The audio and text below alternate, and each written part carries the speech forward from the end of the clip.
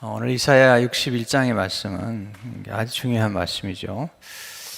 보석 중에 보석이라고 해도 과언이 아니죠. 왜냐하면 예수님께서 이제 성령 충만을 받으시고 그리고 사역을 시작하실 때에 이 말씀을 읽으시고 사역을 하셨습니다.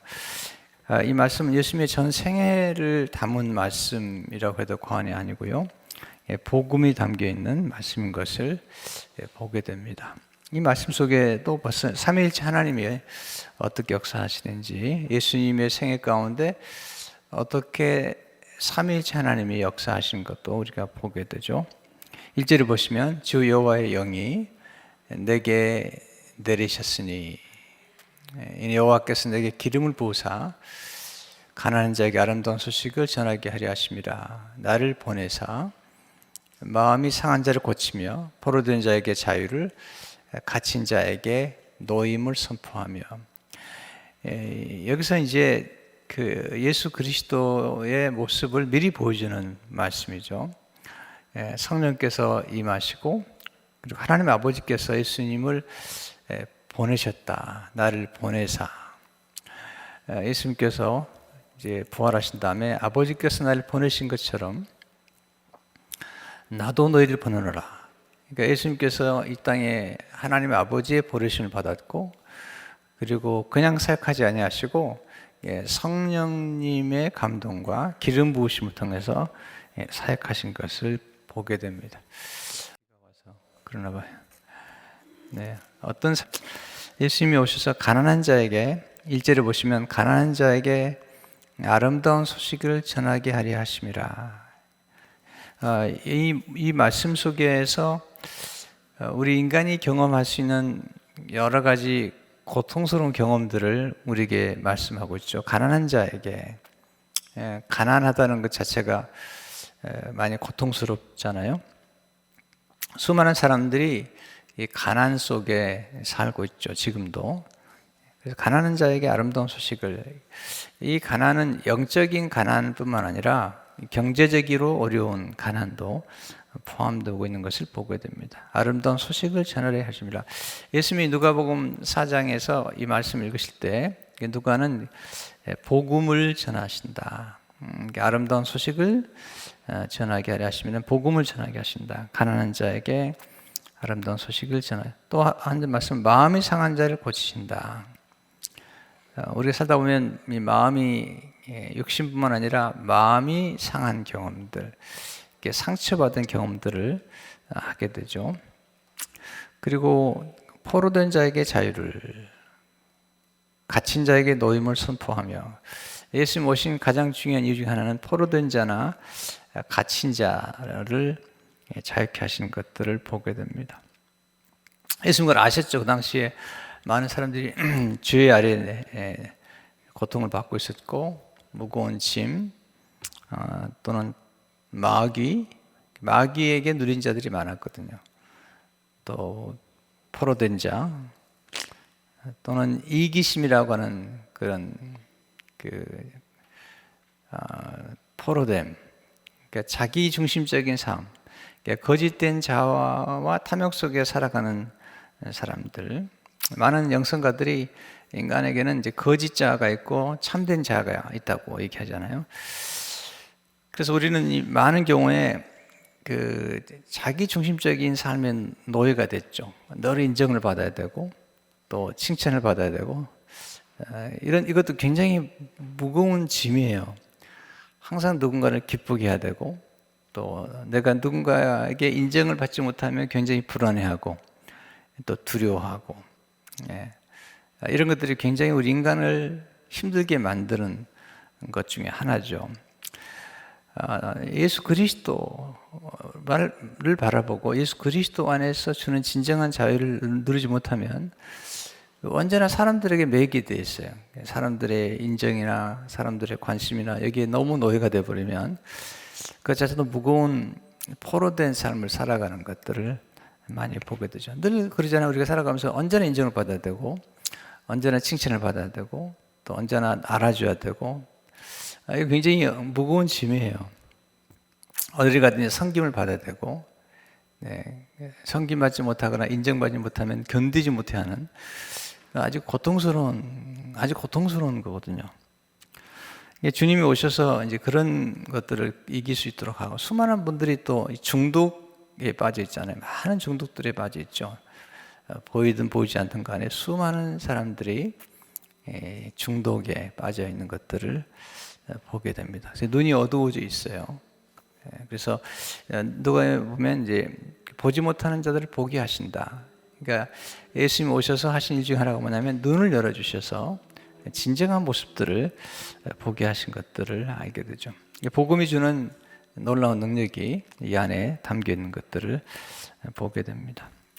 예수님이 오셔서 하신 일들이죠. 예수님께서 가난한 자, 그리고 마음이 상한 자, 또 포로된 자, 또 갇힌 자, 또 7절에 보시면 너희가 수치 대신에 보상을, 능욕 대신에 몫으로, 수치심, 우리 인간이 가지고 있는 수치에 대한 고통들, 또는 능욕이라는 것은 이제 업신여기는 거거든요. 업신여기는 것, 업신여기면서 조롱하는 것, 업신여기면서 욕을 보이는 것, 이게 이제 능욕에 해당되는 것이죠. 인간이 경험할 수 있는 가장 큰 상처죠.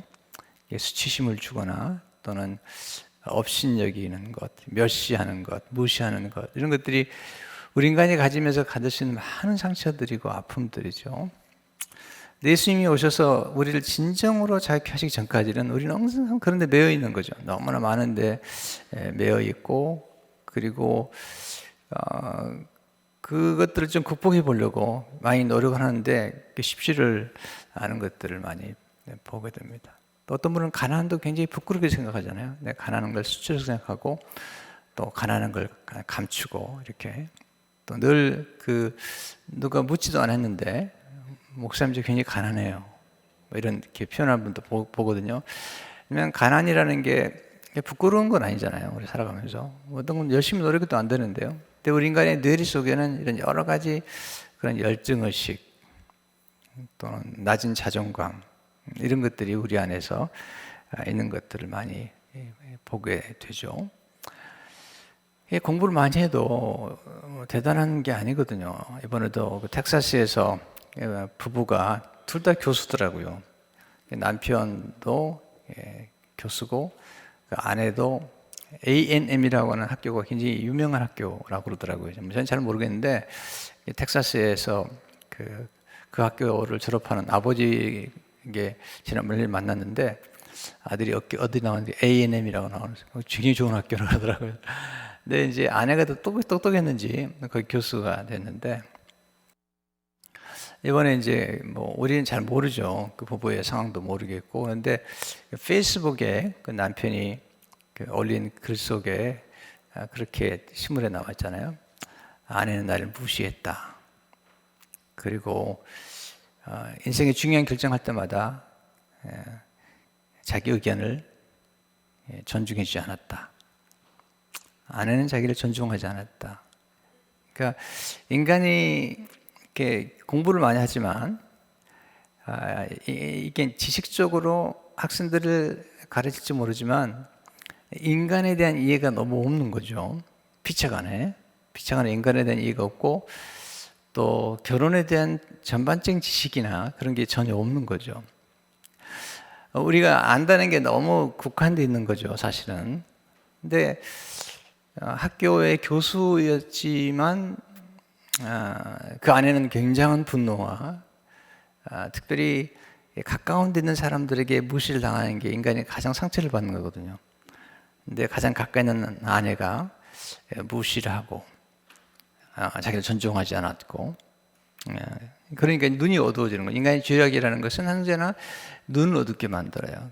그래서 현실을 보지 못하게 만들죠. 그래서 그 딸이 5살 먹었는데 그 딸을 그렇게 둔 채 그렇게 참 그 분노를 잘 다스리지 못해서 이렇게 서로 이렇게 살해를 하고 자기도 이렇게 스스로 목숨을 끊는 그런 결과들을 가져오는 것들을 많이 보게 되죠. 그래서 예수님께서 우리 인간에게 오셔서 우리 인간이 가지는 이런 여러 가지 수치심이나 또는 그 받을 수 있는 인간의 상처들을 너무 잘 알고 계세요. 너무 잘 알고 계세요. 우리가 예수 그리스도에게 온전히 자신을 드리지 않으면 우리는 계속 누군가를 의지하게 되고 누군가에게 클링 투, 꼭 붙잡고 살아야 되는데 이게 이제 어려운 거거든요. 굉장히 어려운 거거든요. 그러니까 어떤 관계도 우리는 언젠가는 반드시 상실을 경험하게 돼요. 그러니까 상실을 경험해야 되는데 이 상실을 경험했을 경우에 충분히 지나간 상실에 대해서 애도를 하고 이 매듭을 지어야 되거든요. 또 이것이 직장 생활이든지 아니면 친구 관계든지 심지어는 부부 생활이든지 간에 어떤 매듭을 질 줄 알아야 되는데 그 매듭을 짓지 못하기 때문에 그 지나간 과거에 계속 노예가 되어서 사는 거거든요. 예수님께서 우리에게 오셔서 하신 것 중에 하나가 우리 죄를 용서하실 뿐만 아니라 우리의 과거로부터 우리를 치유하심으로 우리를 완전히 벗어나게 하는. 그러니까 뭐 어떤 분들은 헤어진 지가 30년인데도 그 과거의 그 인간관계에 여전히 매 있어요. 퇴행이라고 그러죠. 여전히 30년 전에 사람과 사건 속에 늘 매여 있기 때문에 자유를 못하는 거죠. 어쨌든 뇌 전문가가 쓴 책을 좀 읽게 됐는데 그분이 그런 얘기를 하더라고요. 지나간 과거의 상실에 여전히 매여 있는 사람들의 특징은 충분히 슬픔의 과정을 거치지 않은 것이다. 그래서 과거에 아팠던 상처들을 상실이나 시련이나 어떤 상처들을 충분히 애도함으로 슬퍼함으로 그 과거들을 정리해 줘야지 새로운 만남이 시작이 되고 새로운 미래가 전개가 된다는 것들을 얘기를 하고 있는 거거든요.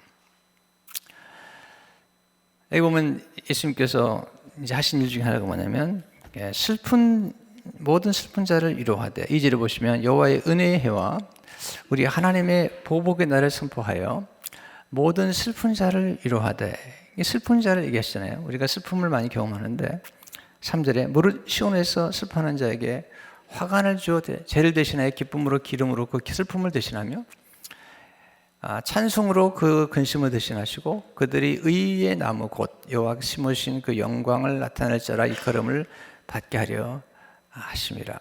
슬픔을 충분히 이렇게 애도하는 시간들, 잃어버린 것이나 또 빼앗겠다고 생각하는 것들에 대한 충분한 애도하는 시간들을 갖고 하나하나 이렇게 자유케 풀어줘야만이 그 다음에 이제 미래를 향한 새로운 만남이나 전개가 되는데 그렇지 않을 경우에 계속 거기에 매여서 살아가는 그런 것들을 보게 되는데 예수님 오셔서 그것들로 자유케 하시는 거죠. 자유케 함으로써 경험하게 하는 것들이 예수 그리스도의 모습 한 일이잖아요. 그러니까 사마리아 여인이 뭐 남편 5이나 데리고 살았잖아요. 근데 그 남편 5이라는 게 이제 뭐 여러 가지 의미를 가지고 있죠. 진짜 남편 5도 있고 아니면 이제 옛날에는 이제 그 형제 가운데 그 사마리아 여인이 만약에 그 큰 아들하고 결혼했을 경우에 큰 아들이 죽으면 이제 둘째 아들이 그 형수와 동침함으로 아이를 낳게 돼 있어요. 그게 이제 굉장히 중요한 하나의 그 일인데 그런데 또 둘째 아들이 죽었을 경우에 셋째 아들이 이제 그 다음에 넷째 아들이 5째 아들이 그런데 결국 아들이 없는 거죠. 남편 5이라는 게 뭐 여러 가지 그 당시 문화로 보게 되면 여러 가지 의미를 가지는데 그 중에 하나가 남편이 5과 살았다는 게 아니라 어떤 경우는요 그렇게 한 가족이 결혼했는데 그 큰 아들과 결혼했는데 큰 아들이 죽었을 경우에 둘째 아들이 이제 형수와 결혼해서 이렇게 그 종친 그러니까 그 대를 이어줘야 되는 거거든요. 근데 그렇게 하는데 이제 만약에 둘째 아들도 죽고 아들을 못 낳았는데 셋째 아들도 또 죽고 이제 아들을 낳으면 이제 더 이상 이제 거기서 이제 아들을 낳기 때문에 대를 이어주기 때문에 괜찮은데 그렇지 못할 경우는 이제 형제와 함께 계속 이렇게 관계를 갖는 중에 남편이 5이나 돼버리는 결과를 가져오게 되는 거죠. 문화적으로 보면 그 당시에 그러니까 예수님께서 물어보자 예수님 형제가 7인데 이 여자분이 첫째하고도 결혼했는데 아들을 못 낳고, 두 번째, 셋째, 7이랑 이렇게 관계를 가졌는데 누구의 아내입니까? 뭐 이렇게 물어보잖아요. 그러니까 예수님께서 하나님 나라는 시집과 장가가는 것보다도 더 높은 차원이다, 이렇게 이제 얘기를 하시는데요. 그럴 경우에 이제 사실은 이런 여러 가지 아픈 상처들이 인간에게 남아 있는 거죠. 근데 그런 부분들을 어떻게 잘 정리할 수 있겠냐? 주님께서 그런 부분들에 대해서 완전한 십자가의 은혜로 과거로부터 자유케 되는 그런 경험들을 하게 되는 거죠. 많은 분들이 끝맺음을 잘 못해요. 매듭을 잘 못 져요. 어떤 관계에 있어서 매듭을 잘 져야지 그 다음에 새로운 놀라운 매듭들이 이루어지는 거거든요. 하나님의 말씀을 따라서 살아가는 게 제일 중요한 거예요. 우리가 그리스도 외에 사람들이 보면 이제 그런 과거에 상처를 받았거나 아픔을 받은 사람들이 계속 불안하니까 계속 어떤 여자분들은 남자를 계속 만나는 거죠. 왜냐하면 본인이 그래야만 살아갈 것 같으니까. 그래서 매를 맞으면서도 학대를 받으면서도 이렇게 붙어 있는. 근데 예수님을 정작 만나지 않으면 그런 상처가 치유가 되지 않거든요. 제가 이제 그런 생각을 했어요. 제가 이전에 성비던 교회에서 좀 이제 어려움을 겪고 나온 다음에 내가 충분한 애도 시간을 가졌는가 생각을 좀 해본 경험이 있는데요. 근데 그냥 감사한 게 하나 있어요. 그게 감사 뭐냐면 제가 나온 다음에 1년 동안 감사의 글을, 내가 그 당시에 겪었던 정황들을 충분히 이해하고 그런 부분들을 감사로 대신해서 쓴 글이 이제 그 감사의 영성이라는 책으로 나왔는데요. 이게 글쓰기가 중요한 거예요. 글쓰기가. 왜냐하면 글을 쓰면서 내 자신이 경험했던 경험들을 다 쓰면서 그것들을 이제 여기 나와 있는 것처럼 대신하잖아요. 그러니까 슬픔을 대신해서 기쁨으로 바꿔주는 것처럼 이런 충분한 애도 시간들을 이렇게 거치면서 이제 그 치유가 되는 경험을 하게 된 거죠. 그러니까 뭐 그냥 원망한 게 아니라 이렇게 글 한 편, 두 편 쭉 쓰고 또는 어떤 일기를 쓰잖아요. 쓰면서 내 자신의 정황을 바라보고 거기에서 다 역설적인 실패를 통한 감사 또는 그늘진 인생에 대한 감사, 부족함에 대한 감사, 뭐 버림받음에 대한 감사, 이렇게 역설적인 감사를 쓰면서 내가 치유를 경험한 거죠. 그러니까 충분한 애도 시간을 갖고 그리고 이제 새로운 출발들을 하게 된 거죠. 그러니까 그것들이 제 삶 가운데 굉장히 축복이 되었다 생각이 되죠. 많은 분들이 이제 인간관계 어려움을 갖게 되는 이유가 뭐냐면 그런 이제 과거에 엄청난 이런 그 고통의 어떤 무거운 짐이나 또는 마땅히 버려야 될 가베지 같은 것들이거든요. 어떤 것들은요 필요 없는 거예요. 이걸 버려야 된다고요. 목요일 날 이제 주로 쓰레기통을 내놓으면 금요일 날 이제 쓰레기통을 가져가야죠. 이제 거리에 내놓으면. 근데 어제는 이제 쓰레기통부터 3개가 내오죠. 하나는 이제 뭐 이렇게 잔디 같은 거, 또 하나는 이제 리사이클 하는 거, 또 하나는 이제 쓰레기인데 리사이클링 하는 거하고 이 잔디 깎고 이런 것들은 이제 그 청소차가 가져갔는데 이 검정통에 있는 이 음식 찌꺼기나 이런 것들을 안 가져가는 거예요. 밤이 되니까 이게 걱정이 되는 거예요. 만약에 LA에 있는 모든 쓰레기통을 안 가져간다면 어떻게 될 것인가? 쓸데없는 걱정을 하고 있는 거죠. 근심 대신에 이게 하나님. 그런데요, 가끔 생각을 해보세요. 한번 생각을 해보세요, 진짜로. 그런 쓰레기통들을 안 가져간다면, 만약에 그분들이 막 파업을 해가지고 LA 전체 내 쓰레기통을 일주일에서 한 달만 안 가져간다 생각해 보세요. 이건 저 스토리가 달라지는 거죠. 그러니까 우리 안에, 인간 안에는 꼭 우리 삶 가운데 어떤 음식이나 이런 마땅히 버려야 될 것뿐만 아니라 우리 내면에 쌓여 있는 이런 마땅히 버려야 될, 마땅히 매듭을 지어야 될, 그 매듭을 지어야 될 것들에 대한 정서적인 게 필요한 거거든요. 또 여러분 나름대로 건강하게 살려면 경계를 잘 정해야 되거든요. 우리 경계를 정해서 나름대로 건강하게 노후할 줄 알아야 되거든요. 건강하게. 이게 굉장히 중요한 거예요. 얼마 전에 여기 탈보신학교에 교수님 한 분 계시는데 그분이 저한테 부탁을 했어요. 그런데 내가 평소 같으면 부탁을 드리겠는데 지금 내 정황이 뭐 교회적인 정황이나 또 저 아내를 돌보는 거나 이런 정황들이 도저히 거기까지는 힘이 미치지 않았어요. 그래서 제가 정중하게, 그분은 심리학을 전공한 분이세요. 정중하게, 교수님 정말 죄송합니다. 제가 도와드릴 수 없는 상황이기 때문에 양해를 구합니다. 그랬더니 그분이 답신을 참 잘했어요. 목사님, 아주 잘하신 겁니다. 거절을.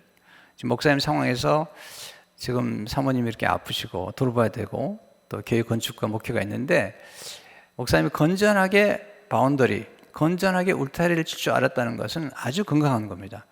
아주 잘하셨습니다, 목사님. 이분은 이제 심리학을 전공한 분이기 때문에 아는 거죠. 또 목회자들을 잘 알기 때문에 그런 건강하게 노하는 법을 알아야 되거든요. 근데 최근에 어떤 분이 저한테 연락을 했어요. 몇십 년 만에 자꾸 만나자고 그러는데 제가 만나야 될 이유가 없는 거예요. 그리고 만나서 도움이 안 되는 거예요. 그래서 고민을 많이 했어요. 많이 하다가 정중하게 연락을 했습니다. 너무 죄송하다고. 내가 도저히 만날 수가 없다고. 근데 거절하고도 전혀 부담이 되지 않았어요. 왜냐하면 내가 건강한 바운더리를 치줄 알았기 때문에 그래요. 옛날 같았으면 굉장히 죄책감 느끼고, 너 욕하면 어떻게 생각하나, 뭐 그렇게 생각했을 텐데, 그렇지 않아요, 지금은요. 건강하게 바운더리를 정하고, 내가 충분히 숙고하고, 며칠 동안 숙고하고, 아니, 한 달 이상 숙고했어요. 숙고한 다음에, 건강하게 노했습니다. 죄송합니다. 네. 왜 많은 사람들이요, 이 노하지 못함으로 수많은 문제가 생기는 거예요. 어린아이들에게도 노하는 법을 가르쳐야 됩니다. 네. 그래서 건강하게 노하는 법을 가르쳐야지 잘못된 인연이나 그다음에 엮여서는 안 될 인연들이 엮이면서 인생이 완전히 파탄이 돼버리거든요. 왜냐하면 이게 지금 하나님이 내 인생에 모든 걸 중원하신 분을 생각하지 않고 인간을 의지하다 보니까 그런 결과가 가져오는 거라고 보는 거잖아요. 그래서 어려워요. 아트 오브 이렇게 리퓨스 하는 거 굉장히 어려운 거예요. 사실 건강하게 이렇게 노할 줄 아는 거, 이게 굉장히 중요한 삶의 기술인데 이게 어렵습니다. 어렵습니다. 저도 수많은 훈련을 통해서 지금 겨우 하고 있는 거예요. 노하기 좀 어려워요. 네. 때로는 막 집회 연락오고 이제 막 그러면요 참 어렵습니다. 또한 저렇게 허둥대는 사람이 아니어서 이렇게 막 많은 일을 하면서 막 허둥대는 사람이 아니거든요. 내 영혼이 항상 고요한 상황에서 목회하고 글도 쓰고 섬기기 때문에 내 영혼이 고요하지 않은 상태로 넘어가는 건 저는 힘들어요. 그래서 내가 일을 많이 하긴 하지만 내 영혼이 고요하지 않은 정도의 일은 하지 않아요. 그냥 딱 멈춥니다. 바운더리를 딱 정하고 멈추고, 그리고 내가 충분히 성도들을 섬기고 말씀을 묵상할 수 있고, 그리고 하나님 말씀을 잘 전할 수 있을 정도의 바운더리 안에서만 일을 하는 거예요. 저는 가끔 목사님들이 이런 얘기를 하시더라고요. 주일날 강단에서 가지고 지난주에 너무 손님이 많이 와가지고 오늘 설교 준비를 잘 못했다고. 근데 들을 때마다 제가 죄송하지만 분노가 나요. 뭐가 대단했길래 신자들이 수십 명, 수백 명, 수천 명 정말 말씀을 먹으려고 앉아 있는데 직무유기라는 거죠. 그럼 새벽 4시라도 일어나야죠. 3시에 일어나서라도 설교 준비해야죠. 그렇게 하죠. 뭐가 대단히 바쁜 거라고. 그래서 유진 피터슨이 얘기하는 바쁜 목사는 나쁜 목사다. 그는 외도하고 있는 것이다. 그렇게 얘기잖아요. 우리가 저희도 뭐 지금 교일도 많고 건축도 있지만 제가 스스로 모든 걸 다 하시다고 생각하지 않아요. 내가 하시는 범위에서 하죠. 그러나 하나님이 하시도록 하는 모든 것들을 보면서 이제 가는 것이죠. 그런 면에서 우리가 이제 진정한 과거로부터의 진정한 치유와 그리고 충분한 과정들을 거칠수록 건강한 거예요. 할렐루야. 충분히 이해를 하셨다니까요. 어떤 분은 이제 우리 교회 새로 오셨어요. 지나간 과거에 상처를 많이 받았어요. 와서 애도를 충분히 하시고 새로운 교회에 적응을 해야죠. 지나간 과거에 있었던 모든 상처를 다 끌고 와서 똑같이 그렇게 행하시면 안 되는 거죠. 이게 중요한 일을 하고 있는 거예요. 모든 일에서. 또 관계도 마찬가지잖아요. 우리 친구랑 사귀도 안 되고 새로운 친구랑 사귀도 안 되고 지난 과거에 받는 상처를 그대로 와서 그러면 어렵죠. 또 결혼한 분들도 마찬가지잖아요. 결혼했으면 옛날에 과거에 받은 상처가 있으면 그것은 매듭을 치고 와야죠. 매듭을 치고 와서 이제 새로운 피조물로서 또 새로운 관계를 형성하는 이런 것들이 굉장히 중요한 거거든요. 이게 복음이 아니면 안 되는 거예요. 우리 예수 그리스도의 복음이 아니면 우리는 인생에서 진정한 자유를 경험할 수 없는 거예요. 진정한 과거로부터의 자유를 경험할 수 없는 거예요. 주님이 오셔가지고 그런 일들을 하시면서 이제 모든 것을 회복시켜 주시는 거죠. 이게 2절에 보시면 여호와의 은혜의 해와 우리 하나님의 보복의 날을 선포하여 모든 슬픈 자를 위로하되, 이게 이제 은혜의 해라는 것은 여기서 뭐 여러 가지 설명하시지만 그 당시 이스라엘 백성들은 70년이 되면 희년을 맞이하죠. 희년. 그때는 모든 것이 회복이 돼요. 모든 빚이 탕감이 돼요. 그동안 빚졌던 모든 것들이 그냥 원점으로 돌아가요. 그리고 빚 때문에 정으로 팔려갔던 사람들이 다 돌아와요. 그리고 원주인에게 다 돌아가는 거죠. 참 놀라운 은혜죠. 놀라운 해죠. 은혜. 우리 하나님의 보복의 날을 선포하며 하나님이 보복해 주겠다는 거예요. 억울한 일을 당했던 사람들에게 하나님께서 대신 보복해 주고 그리고 보상을 해 주겠다는 거예요. 성실하게 하나님께서 보복해 줬다는 거예요. 8절을 보세요. 물은 나 여호와는 정의를 사랑하며 불의의 강탈을 미워하여 성실히 그들에게 갚아주고 그들과 영원한 언약을 맺을 것이라. 하나님께서 자기 백성들이 죄를 질 때 하나님께서 회개하도록 하기 위해서 다른 나라들을 이렇게 세웠는데 그들이 너무 힘들게 하는 거예요. 나중에 하나님께서 모든 것을 보복해 주겠다는 거예요.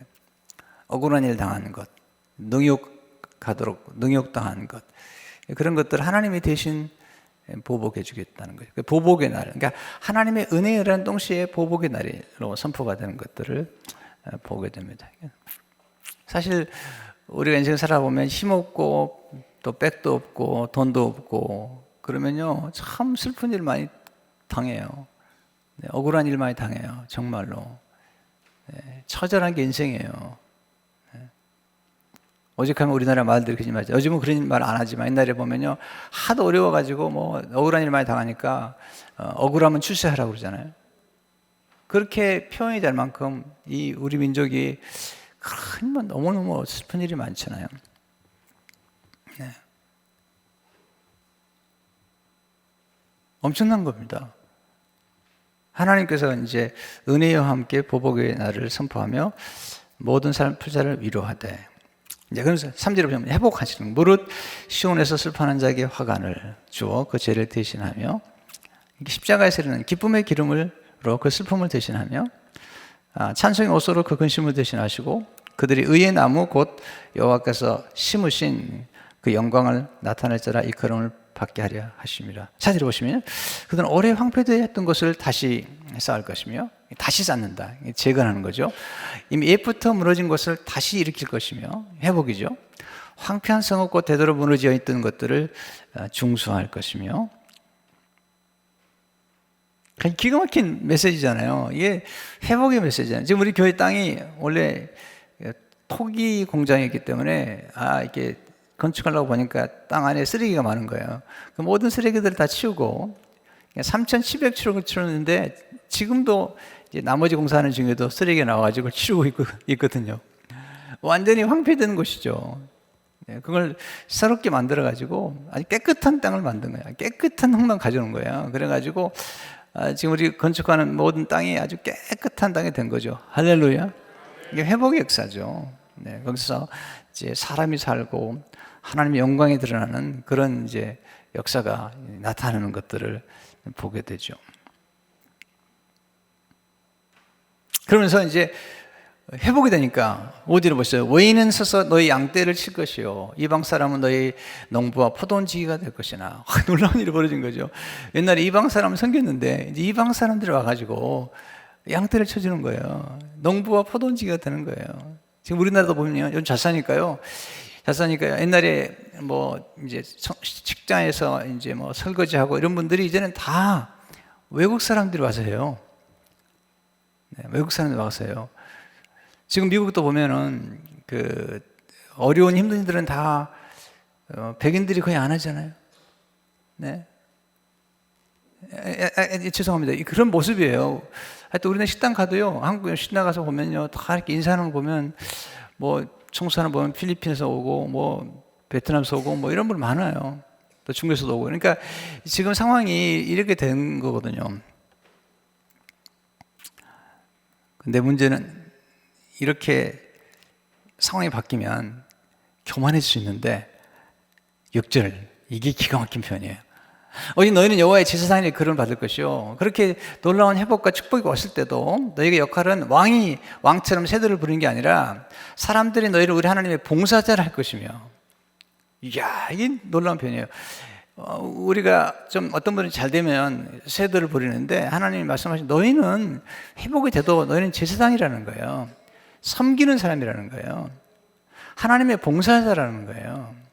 너희가 이방 나라들의 재물을 먹으며 그들의 영광을 얻어 자랑할 것이야. 너희들이 이방 나라의 재물을 먹기도 하고 자랑을 할 수 있지만, 너희 근본적인 역할은 하나님의 제사장으로서의 역할이며 하나님의 봉사자로서의 역할이라는 거예요. 이게 그리스도인이 다는 거예요.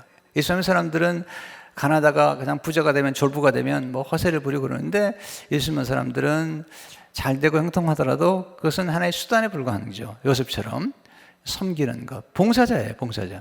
하나님이 물질을 많이 주시고 또 권세도 주시면 그건 봉사자지, 그게 섬기는 것이지 세도를 부리는 건 아니잖아요. 네. 이게 중요한 거예요. 이스라엘 백성들이 하나님 회복해 주시면서 그들이 너희는 제사장은 브릿지 역할을 하는 거야. 브릿지. 하나님과 백성 사이와 백성과 백성 사이를 연결시켜 주는 게 제사장이거든요. 뿐만 아니라 봉사자, 하나님께 예배하고 섬기는 것, 이게 이제 가장 중요한 축복의 메시지인 것이죠. 그러면서 7절에 보시면 너희가 수치 대신에 보상을 배나 얻으며 능욕 대신에 몫으로 말미암아 즐거워할 것이라. 그리하여 그들의 땅에서 갑절이 없고 영원한 기쁨이 있으리라. 이게 중요한 메시지예요. 보세요. 이게 왜 중요하냐면요, 이스라엘 백성들이 지금 종으로 팔려갔거든요. 노예로 팔려갔는데, 여기서 갑절이나 얻는다는 말은 뭐냐면, 그 당시에 장자, 큰 아들에게는 갑절을 줬거든요. 그러니까 이스라엘 백성들 하여금 애굽에서 장자가 되게 했어요. 그리고 예수님이 장자시잖아요. 근데 큰 아들이신데 우리 모두를 장자로 삼으시겠다는 거예요. 그래가지고 갑절인의 은혜를 베풀겠다는 거예요. 할렐루야. 굉장히 놀라운 축복인 거죠. 모든 민족 가운데 이제는 하나님께서 이스라엘 백성들이 아니라 예수 믿는 사람들을 새 이스라엘 백성으로 선택하시고, 네, 또 지금은 옛날에 예루살렘이 아니라 교회가 새 예루살렘이 된 거예요.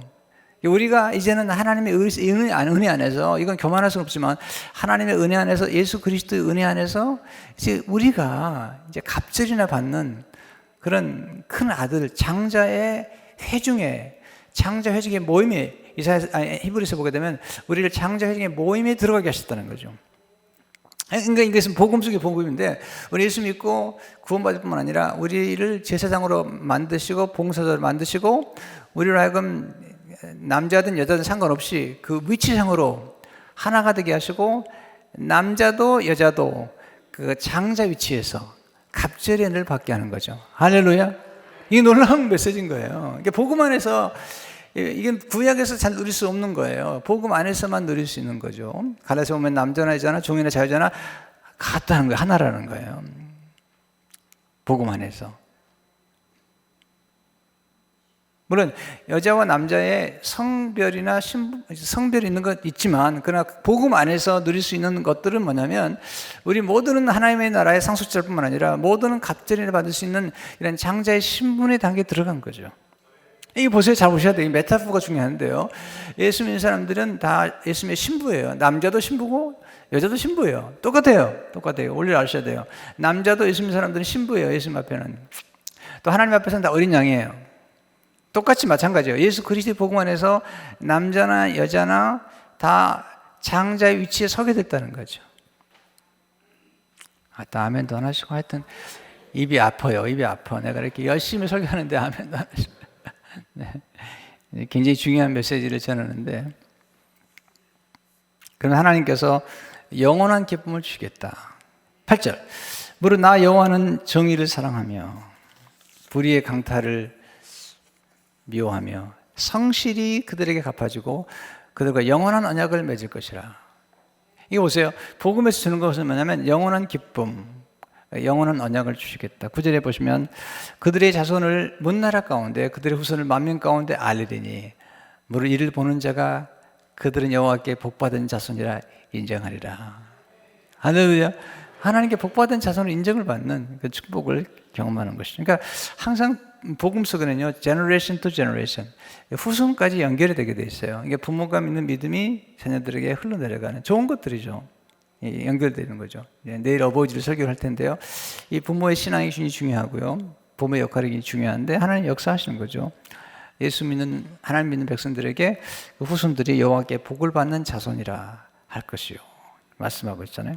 10절을 보시면 내가 여호와로 말미암아 크게 기뻐하며 내 영혼이 나의 하나님으로 말미암아 즐거워하리니 이는 그가 구원의 옷을 내게 입히시며 하나님께서 우리들에게 구원의 옷을 입히는 거예요. 공의의 겉옷을 내게 더하심이 신랑이 사모를 쓰며 신부가 자기 보수로 단장과 같게 하셨습니다. 놀라운 회복하잖아요. 첫째는 우리 구원하시고 뿐만 아니라 우리에게 공의의 겉옷을 입히셨다. 이것은 우리 옷이 아니에요. 예수 그리스도의 옷을 입혀주신 거예요. 네. 그렇게 하심으로 우리를 구원하실 뿐만 아니라 우리를 의롭게 하시고 또 영화롭게 하시는 모습들이 나오죠. 11절에 땅이 싹을 내며 동산이 거기에 뿌린 것을 봄돋게 함 같이 주 여호와께서 공의와 찬송을 모든 나라 앞에 솟아나게 하시리라. 이게 왜 가능하죠? 예수님 때문에 가능한 거죠. 근데 궁금한 게 하나 있어요. 여기서 예수님께서 이제 누가복음 4장에 보시면 이사야의 말씀을 읽으시는데 딱 여기까지만 읽으세요. 제가 읽어볼게요. 선지자 이사야의 글을 드리거늘 누가복음 4장 17절 19절인데요. 책을 펴서 이렇게 기록된 데를 찾으시니 곧 주의 성령이 내게 마시니 이는 가난한 자에게 복음을 전파하게 하시려고 내게 기름을 부으시고 나를 보내사 포로된 자에게 자유를 눈먼 자에게 다시 보게 함을 전파하며 눈먼 자를 다시 보게 놀린 자를 자유롭게 하고 그 다음에 주의 은혜의 해를 전파하게 하려 하심이었더라. 거기까지 끝나요. 거기까지만 읽지 않으세요. 예수님께서. 그 다음에 보시면요. 원래는요. 우리 하나님의 보복의 날을 선포하며도 읽으셔야 되는데 안 읽으세요. 거기서. 그리고는 누가 4장 20절에서 이에 예수께서 그들에게 말씀하시되 이 글이 모든 오늘 너희 귀에 응하였느니라 하시니 왜 예수님께서 보복의 날을 선포한다는 걸 읽지 않으셨을까? 네. 그 이유는 뭐냐면 하나님께서 예수님에게 우리 모든 죄를 보복하셨어요. 우리가 지금 모든 죄를 우리가 대신 우리에게 하나님께서 보복을 하셔야 되는데 인간의 죄를 예수님께서 대신 보복을 당하신 거예요. 그렇게 하심으로써 우리를 구원하신 거예요. 그렇게 하심으로 슬픈 자에게 기쁨을 주시고 능욕을 당한 자에게 갑절해야 되는 축복을 받게 하신 거예요. 할렐루야. 이게 복음이라는 거예요. 예수님께서 십자가에서 우리를 대신해서 복수를 당하신 거예요. 죄는 반드시 여러분 우리만 상처를 받는 게 아닙니다. 우리도 누군가 상처를 준 게 있어요. 우리만 생각할 때 어떤 억울하다고 그러는데 그러지 마시고 우리도 살아오면서 우리도 모르는 사이에 아프게 하고 아픔을 주고 상처를 주고 그럴 수 있는 거죠. 그럴 수 있는 거예요. 우리도 모르는 사이에 그런 게 저도 제 아내가 이제 아프면서 한 2번, 3번 정도 아내를 위로하다가 상처를 준 적이 있어요. 난 위로했어요. 정말 위로했어요. 위로하고 잘해보려고 상처를 줬어요. 그리고 나서는 정말 며칠 동안 고통을 받았어요. 내 스스로가. 잘해보려고 했는 건데, 나 이렇게 사람을 이루지 못하는구나. 공감을 잘 못 줬구나. 이런 때문에 굉장히 힘들어 했던 거예요. 왜냐하면 이제 아내가 아프고 수술을 받고 이런 과정에서 그 입장에서 생각을 못 했던 거예요. 네. 지금은 굉장히 조심하죠. 너무 조심해요. 그래서 위로하는 것도 위로하는 게 아니구나. 위로하는 것이 우리 상처를 줄 수도 있겠구나 하는 생각을 많이 하게 됐어요. 우리 인간은 완벽하지 않아요. 네. 우리 인간은 완벽하지 않아요. 때문에 우리 인간 스스로가 죄를 지고 살아가는 건데 놀랍잖아요. 다윗이 그 우리아를 죽였잖아요. 다윗이 죽음을 당해야 되는 거예요. 근데 예수님께서 대신 죽으신 거예요. 예수님이 대신 우리아의 복수를 예수님이 십자가에 들어가신 거예요. 아벨이 죽으면서 피가 소리쳤어요. 복수해달라고. 근데 예수님의 피는 그렇게 소리치지 않았어요. 그러니까 가인이 죽으면서 아벨이 죽임을 당하면서 외치는 피소리는 복수의 소리였어요. 예수님의 피는 용서예요, 용서. 예수님이 복수를, 우리 대신에 심판을 받으셨지만 예수님은 용서를 외치셨거든요. 이게 십자가에서 흘리신 놀라운 은혜고, 이게 복음의 절정이라는 거죠. 성도 여러분, 예수님 십자가 없이는요 살 수가 없어요. 예수 그리스도의 은혜만이 우리의 큰 축복에 대한 걸 믿으시길 바랍니다.